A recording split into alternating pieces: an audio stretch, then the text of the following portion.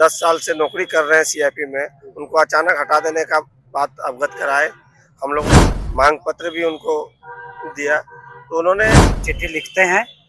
जब अप्रूवल हो जाएगा उसके बाद हम सोचेंगे। हम लोग इतना बोल देते हैं आपके चैनल के माध्यम से कि जब तक हम लोग को पुनः वापस नहीं लिया जाता है, हम लोग धरना में बैठेंगे। बेरोजगार और 156 सुरक्षा कर्मी कैसे पुनः बहाल होगा, इस पर ध्यान देने की आवश्यकता है।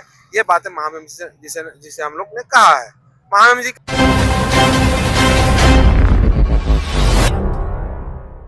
आप देख रहे हैं न्यूज रांची मेल और मैं हूं आपके साथ चंद्र प्रकाश। जिस तरह से लंबे समय से जो है 56 सुरक्षा कर्मी जिस तरह से कार्य कर रहे थे, वो लोग अनिश्चितकालीन धरने पर बैठे थे। ऐसे में इस वक्त हम राजभवन के पास पहुंचे हुए और इनके द्वारा जो है आज राज्यपाल को ज्ञापन भी सौंपने का काम किया गया, क्योंकि बता दें कि 156 जो है सुरक्षा कर्मी का भविष्य कहीं ना कहीं अंधकार में है। ऐसे में हम तमाम जो सुरक्षा कर्मी यहाँ पर मौजूद है, राज्यपाल से मिलने का प्रयास किए हैं, उनसे समझने का प्रयास करेंगे क्या कुछ आश्वासन अंदर उन्हें मिला है। क्या कहेंगे, लंबे समय से आप लोग जो है धरने पर भी बैठे थे, अनिश्चितकालीन लगातार विभिन्न तरह के कार्यक्रम करके आप सरकार को अवगत भी करा रहे थे, ऐसे में क्या कुछ आश्वासन मिला?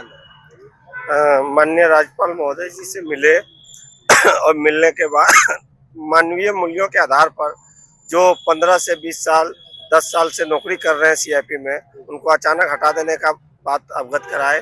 हम लोगों ने मांग पत्र भी उनको दिया, तो उन्होंने आश्वासन दिया कि मैं आज ही एक लेटर के माध्यम से मुख्यमंत्री जी से मांगता हूं कि आप लोगों को पुनः जो है नौकरी पे लिया जाए। इस तरह का मैं मांग मुख्यमंत्री को भेजता हूं। कितना आश्वस्त है, जिस तरह से राज्यपाल आप लोग को आश्वासन तो दिए हैं, आप मांग पत्र भी अपना सौंपे हैं, क्या लग रहा है? आश्वासन तो सभी दिशा से मिल रहा है सर, नौकरी तो अभी तक मिली नहीं है।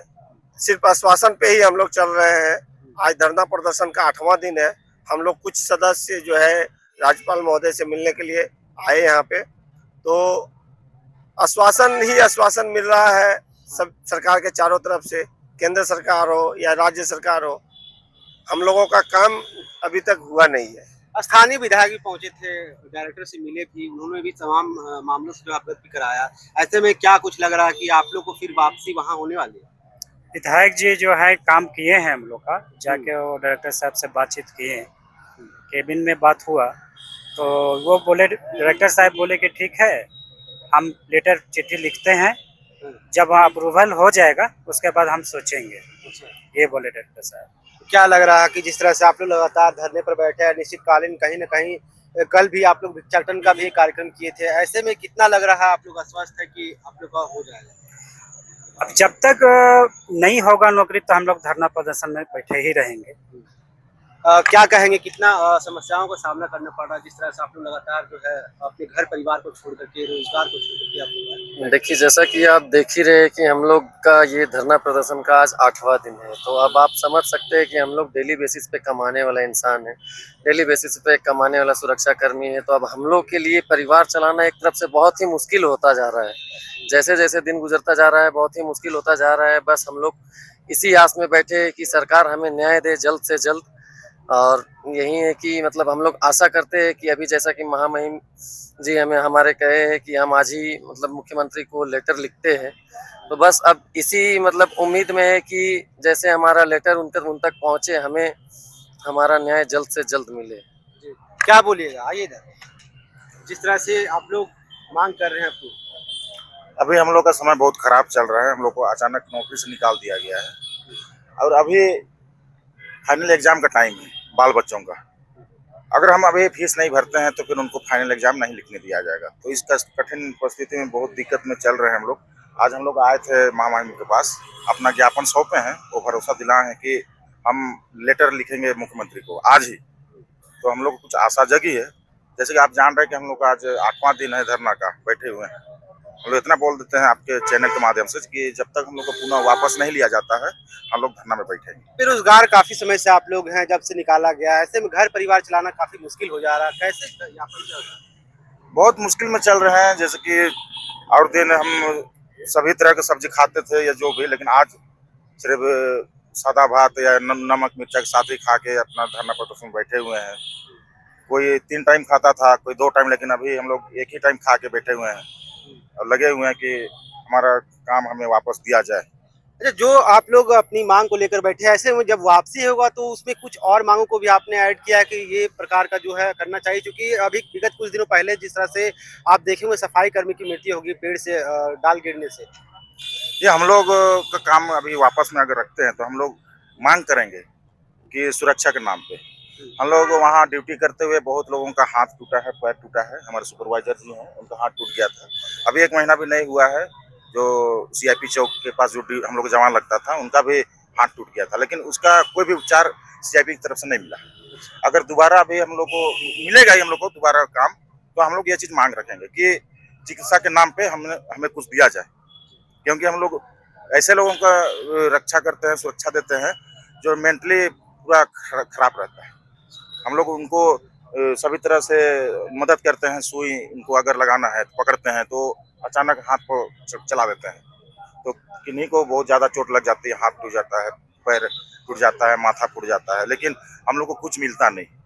तो ये चीज़ हम लोग मांग करेंगे कि ये चीज़ हम लोग को जो जैसे कि फर्स्ट एड टाइप से कुछ मिलना चाहिए। कर्मी को एक आदेश पर नौकरी से निकाल दिया और उसके जगह पर झारखंड सरकार ने होमगार्ड की नियुक्ति कर दी वहां पर, जिसके कारण 156 सुरक्षा कर्मी अचानक से रोड पे आ गए।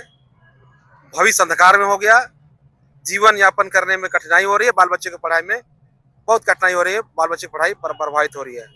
फलस्वरूप सुरक्षा कर्मी लगातार 7-8 दिनों से सीआईपी के समीप अनिश्चितकालीन धरना में बैठे हुए हैं। हम लोग साथ में बैठे हुए हैं। आज महामहिम जी से गुहार लगाने आए थे कि आप हस्तक्षेप करिए और 156 सुरक्षा कर्मी कैसे पुनः बहाल होगा, इस पर ध्यान देने की आवश्यकता है। ये बातें महामहिम जिसे हम लोग ने कहा है। महामहिम जी कहें कि आज ही माननीय मुख्यमंत्री जी को पत्र लिखेंगे और इस पर मुख्यमंत्री जी को हस्तक्षेप लेने के लिए लिखेंगे।